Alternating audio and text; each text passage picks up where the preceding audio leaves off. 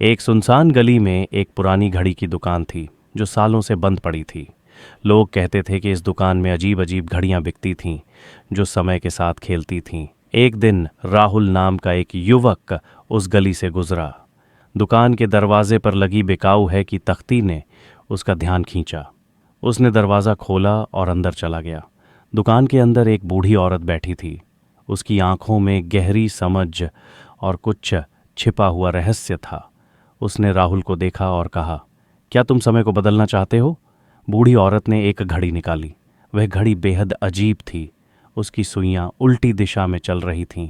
ये घड़ी तुम्हें तुम्हारे अतीत में ले जाएगी, लेकिन एक चेतावनी है, जो भी समय बदलेगा उसकी कीमत तुम्हें चुकानी होगी।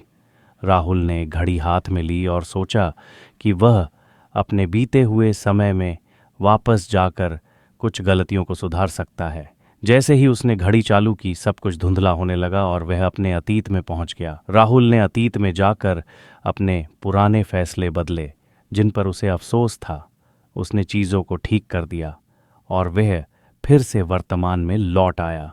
लेकिन कुछ अजीब था। जब राहुल वर्तमान में लौटा तो उसे पता चला कि हर बदलाव की कीमत चुकानी पड़ी। उसकी यादें धुंधली हो चुकी थीं और उसके करीबी लोग उसे पहचान नहीं रहे थे। उसने अतीत तो बदल दिया था, लेकिन उसकी असली पहचान खो गई थी। अचानक दुकान की घंटी बजी। बूढ़ी औरत का आवाज़ आई, समय को बदलने की कोशिश मत करो, क्योंकि उसकी कीमत हमेशा भारी होती है। घड़ी फिर से उल्टी दिशा में चलने लगी।